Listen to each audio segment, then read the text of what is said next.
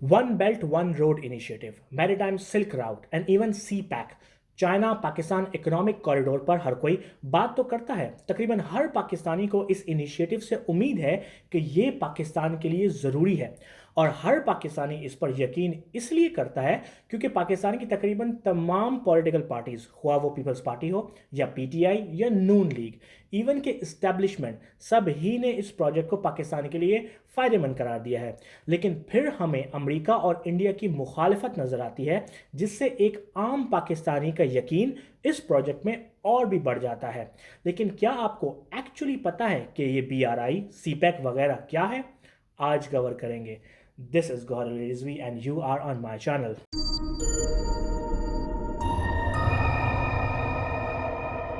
ये मामला पाकिस्तान से स्टार्ट नहीं होता, बल्कि अमेरिका से स्टार्ट होता है। हर कोई जानता है कि अमेरिका दुनिया की सबसे बड़ी सुपर पावर है, और वो सुपर पावर इसलिए है क्योंकि उसकी एक्सपोर्ट एंड जीडीपी दुनिया में सबसे ज़्यादा है। जो मुल्क जितना एक्सपोर्ट करेगा, जो जितनी बड़ी जीडीपी रखेगा, वो उतना ही इन्फ्लुएंशियल होगा और सुपर पावर तस्लीम किया जाएगा। लेकिन फिर 2013 में चाइना दुनिया का सबसे बड़ा एक्सपोर्टर बन गया, और उसके बाद दोनों ममालिक की एक्सपोर्ट तकरीबन मिलती जुलती ही रहीं। लेकिन स्टिल अमेरिका की जीडीपी चाइना की जीडीपी से बहुत आगे है, और चाइना प्लान कर रहा है इसको क्रॉस करने के लिए। और ये सब कैसे होगा? तिजारत करके, और ज़्यादा तिजारत करके। और उसके लिए चाइना ने $1 ट्रिलियन प्लान बनाया है। इससे पहले कि हम इस प्लान को डिस्कस करें, हम पहले बेसिक्स जान लेते हैं रिकॉर्ड के लिए। ये वर्ल्ड मैप है और मोस्टली कंट्रीज यहाँ मार्क की हुई हैं। अगर चाइना को कुछ भी एक्सपोर्ट करना होता है तो वो इन 3 रूट्स का इस्तेमाल करता है, जिसको पैसिफिक लेन यानी यहाँ से यहाँ, अटलांटिक लेन यानी यहाँ से यहाँ, इंडियन लेन यानी कि यहाँ से यहाँ, जो कि एक बहुत ही लंबा रूट है। मिसाल के तौर पर चाइना अगर यूरोप में कुछ एक्सपोर्ट करना चाहता है तो उसे ये रूट फॉलो करना पड़ता है, जिसमें चाइना को 15 पोर्ट्स पर से गुजरना पड़ता है, जिसमें 4 हफ्तों से महीने तक लग जाते हैं। और सिर्फ एक्सपोर्ट्स की ही नहीं, इंपोर्ट्स यानी दरामदाद में भी चाइना को बहुत मुश्किलात होती हैं। चाइना को अपने मुल्क के लिए बहुत ऑयल की ज़रूरत पड़ती है, जो कि यूजली अमेरिका या मिडिल ईस्ट से आते हैं, और उसके लिए भी चाइना को एक बहुत लंबा रूट फॉलो करना पड़ता है, जिससे सिर्फ कॉस्ट में ही इजाफा नहीं होता बल्कि वक्त भी बहुत दरकार होता है। तो मेनली चाइना चाहता है कि वो एक ऐसा तरीका इख्तियार करे कि उसकी ट्रेड और बढ़े, आसान हो, तेज़ रफ्तार हो, कम खर्च हो और देर पा हो। और इसके लिए चाइना ने वन बेल्ट वन रोड का प्लान मुतारिफ करवाया। अगर ये कामयाब हो गया तो बहुत चांसेस हैं कि चाइना दुनिया की सबसे बड़ी ताकत बनकर निकल आए और अमेरिका को भी पीछे छोड़ दे। दूसरी तरफ अमेरिका को अच्छे से अंदाजा है कि चाइना के सुपर पावर बनने के बाद उसका इन्फ्लुएंस दुनिया पर कम हो जाएगा, तो वो हरबा इस्तेमाल करने में जुटा है जो उससे हो पा रहा है। यहाँ पाकिस्तान का किरदार पिवटिंग है। यस, आपने सही सुना, पाकिस्तान का टिल्ट होना ये डिसाइड करेगा कि चाइना कब सुपर पावर बनेगा, और इसीलिए अमेरिका और चाइना दोनों पाकिस्तान के लिए पॉलिटिक्स कर रहे हैं। दोनों ममालिक ये चाहते हैं कि पाकिस्तान उनकी साइड पर खड़ा हो। ऐसा क्यों है? 2013 में चाइना के सदर शी जिनपिंग ने पहली बार one belt one road announce किया। ये एक तिजारती रास्ता है जो कि 2 रास्तों पर मुश्तमिल है। एक बहरी रास्ता जिसको सिल्क रोड का नाम मिला, और एक ज़मीनी रास्ता जिसको इकोनॉमिक बेल्ट का नाम मिला।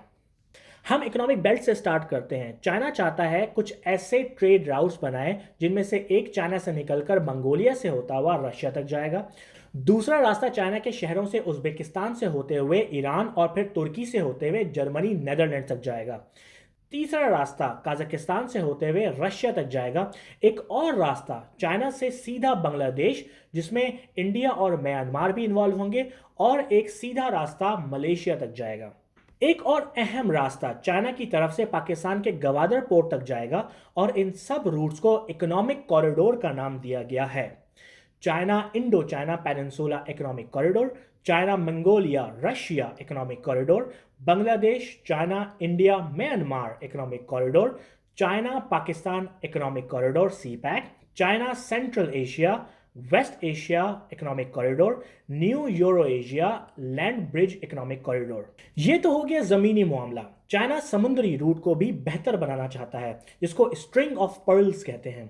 इसमें चाइना चाहता है कि वो उन पोर्ट्स को भी कंट्रोल करे जो उसके तिजारती रास्तों में हैं, जैसे कि Hong Kong, Cambodia, Myanmar, Bangladesh, Sri Lanka, Maldives, Pakistan, Djibouti, Sudan और कीनिया। और इसके लिए चाइना इन ममालिक में भर कर इन्वेस्ट कर रहा है, जिसके लिए चाइना पर डेट ट्रैप डिप्लोमेसी इस्तेमाल करने का इल्ज़ाम भी लगाया जाता है। और ये क्या भला है, सुनिए। ये सारे ममालिक गरीब हैं, जिनकी फाइनेंशियल स्टेटस इतनी अच्छी नहीं है, और चाइना को पता है कि इनको पैसा चाहिए। फॉर श्योर इम्पोर्ट्स पर चाइना खुद तो कंट्रोल नहीं कर सकता, तो चाइना इन ममालिक को इन्वेस्टमेंट के नाम पर बहुत पैसा देता है। फॉर एग्जाम्पल, श्रीलंका को चाइना ने $1.5 बिलियन का लोन दिया ताकि वो श्रीलंका में पोर्ट तैयार करे और लोन वापस करे। लेकिन श्रीलंका वो वापस करने में नाकाम हो गया, तो श्रीलंका ने वो पोर्ट 99 साल के लीज पर चाइना के हवाले कर दिया। इसी तरह पाकिस्तान में भी चाइना ने गवादर पोर्ट पर 40 साल की लीज हासिल की, और जिबूती में तो चाइना ने अपनी मिलिट्री बेस भी बना ली है। इस पूरे अमल से एक्चुअली चाइना चाहता है कि ये ममालिक अपने लैंड चाइना को लीज पर दे दें और चाइना वहां अपनी मिलिट्री बेस बना ले, जिससे चाइना को इस पूरे रीजन में पावर मिल जाएगी। और ऊपर इकोनॉमिक बेल्ट में इतने ममालिक शामिल हैं जिनको चाइना तिजारत के लिए पेशकश कर चुका है कि वो ममालिक भी इकोनॉमिक रोड से मुस्तफीद हो सकेंगे। कुल मिलाकर 65 ममालिक हैं जो इस कमाल के बेल्ट एंड रोड मंसूबे से मुस्तफीद होंगे। इससे पूरे रीजन में तिजारत बढ़ेगी और उनको चाइना ओवरलुक करेगा। उस पर भी कमाल की बात यह कि चाइना जिन ममालिक को लोन देता है डेवलपमेंट के लिए, तो ये शराइत भी रखता है कि वो स्ट्रक्चर, ख्वाह वो रोड हो या ब्रिज, रेलवे हो या पोर्ट, चाइना की गाइडलाइन के मुताबिक बनेंगे। और जो गाइडलाइन चाइना पेश करता है, उन गाइडलाइन को सेटिस्फाई करने वाली कंपनीज सिर्फ चाइना में ही पाई जाती हैं। तो मेनली चाइना इन ममालिक को लोन देता है ताकि वो ममालिक उन लोन वाले पैसे से चाइना की ही कंपनीज को हायर करें ताकि वो प्रोजेक्ट उनके मुल्क में बनाएं। इस तरह चाइना का पैसा वापस चाइना में ही आ जाता है। इस पूरे इंफ्रास्ट्रक्चर से चाइना को बहुत एज मिलेगा। फॉर एग्जांपल, इस रूट से चाइना लंदन तक कार्गो सिर्फ 2 हफ्तों में ही पहुंचा पाएगा। यस, 14 दिन। और इस सब ट्रेड के लिए बहुत बहुत ही ज़रूरी है कि आपकी इंपोर्ट सप्लाई अच्छी हो। आई मीन आउटपुट एफिशिएंट होने के लिए इंतहाई ज़रूरी है कि इनपुट भी अच्छा हो, और चाइना इसके लिए बहुत बहुत ही ग्रैनुलर लेवल पर प्लान कर रहा है, सीपैक की शक्ल में। मैंने बताया कि चाइना दुनिया की सबसे बड़े तेल दरामद करने वाले ममालिक में आता है, और चाइना चाहता है कि तेल और दूसरी दरामदादी मसनूआत एफिशिएंटली चाइना तक पहुंचे। तो चाइना ने प्लान किया कि वो इंपोर्ट बजाय इस रूट के करने के पाकिस्तान के गवादर पोर्ट से करेगा। यस, मिडिल ईस्ट का ऑयल इंतहाई तेजी से चाइना की तरफ जाएगा। फॉर श्योर सीपैक सिर्फ ऑयल के लिए ही नहीं यूज होगा, बल्कि सीपैक चाइना को मिडिल ईस्ट और नॉर्थ अफ्रीका से जोड़ देगा, जिससे चाइना इन ममालिक तक तिजारती रसाई तकरीबन 4 गुना बेहतर होगी। और ये बहुत ही अहम नुक्ता है जिसकी वजह से अमेरिका पाकिस्तान में इतना इंटरेस्टेड है। अमेरिका को पता है कि अगर सीपैक को बिगाड़ देता है तो चाइना की इंपोर्ट्स फिर लॉन्गर रूट से होंगी, स्पेशली ऑयल इंपोर्ट्स। तो सबसे पहले अमेरिका ने इंडिया के साथ कोलैबोरेशन किया, क्योंकि चाइना अगर इंडियन ओशन को कंट्रोल करेगा तो ये इंडिया के लिए बहुत ही खतरा है। तो अमेरिका ने अपने प्लेयर्स को एक्टिव किया रीजन में। सबसे पहले इंडिया ने ईरान के साथ डील फाइनल की कि वो ईरान के चाबहार पोर्ट को डेवलप करेगा। हम सब जानते हैं कि ईरान के साथ मिलकर डेवलपमेंट करने से अमेरिका उन ममालिक पर भी सैंक्शन लगा देता है जो डेवलपमेंट करना चाह रहे होते हैं। लेकिन 2018 में अमेरिका ने कहा कि वो इंडिया को इन सैंक्शन से छूट देगा और इंडिया पर कोई सैंक्शन नहीं लगाई जाएंगी। इंडिया ये चाहता है कि वो चाबहार पोर्ट को इस्तेमाल करके अपनी एक्सपोर्ट्स एंड इंपोर्ट के लिए जो पूरे सेंट्रल एशिया में जाएंगी। इंडिया ये भी चाहता है कि इस पोर्ट को मिलिट्री पर्पस के लिए भी यूज़ करे, जिससे चाइना का इन्फ्लुएंस इंडियन ओशन में चैलेंज होगा। इसके साथ साथ इंडिया ये भी चाहता है कि पाकिस्तान को एक टेररिस्ट स्टेट डिक्लेयर कर दी जाए ताकि यूएस फिर पाकिस्तान पर सैंक्शन लगाए और चाइना सीपैक वहां ना ही बना पाए। और इन सब के बीच में पाकिस्तान की खस्ता इकोनॉमी झूल रही है, thanks to loans by the previous governments. America ये भी चाहता है कि वो पाकिस्तान को इस इकोनॉमिक क्राइसिस से निकाल ले, पाकिस्तान को मजबूर करे कि वो सीपैक की डिटेल्स बाहर निकाले। इसीलिए आईएमएफ के लोन्स पर इतना प्रेशर पाकिस्तान के ऊपर मुसल्लत किया जा रहा है। और आईएमएफ के लोन्स का मतलब यह है कि पाकिस्तान को बहुत से मामलात को पब्लिक करना पड़ेगा, जिससे सीपैक शायद वुल्नरेबल हो जाए। इस पूरी सिचुएशन पर पाकिस्तान ने रिस्पॉन्ड ऐसे किया कि आईएमएफ से लोन लेने के बजाय अपने दोस्त ममालिक से रब्ता किया कि वो हेल्प करें ताकि वो इस अमेरिका के ट्रैप में ना पड़े। बट वो पॉइंट भी डिबेटेबल है कि सऊदी अरेबिया और यूएई जिन्होंने इतनी आसानी से पैसे पाकिस्तान को दे दिए, उनके पीछे भी शायद अमेरिका का हाथ हो सकता है। ऐसे पॉइंट पर पाकिस्तान क्या करे? क्या चाइना के साथ मिलकर चाइना के वर्ल्ड डोमिनेंस प्लान में चाइना की मदद करे और चाइना का प्लान पूरा करे, या फिर अमेरिका के साथ मिलकर चाइना के प्लान को जेपरडाइज करके अपनी इकोनॉमी को टीका लगाए और अमेरिका का प्लान पूरा करे? इस पर जब पाकिस्तान के प्राइम मिनिस्टर ने कहा, हम चाहते हैं कि हमारे जो नेबर्स हैं उनसे हमारे ताल्लुकात अच्छे हों।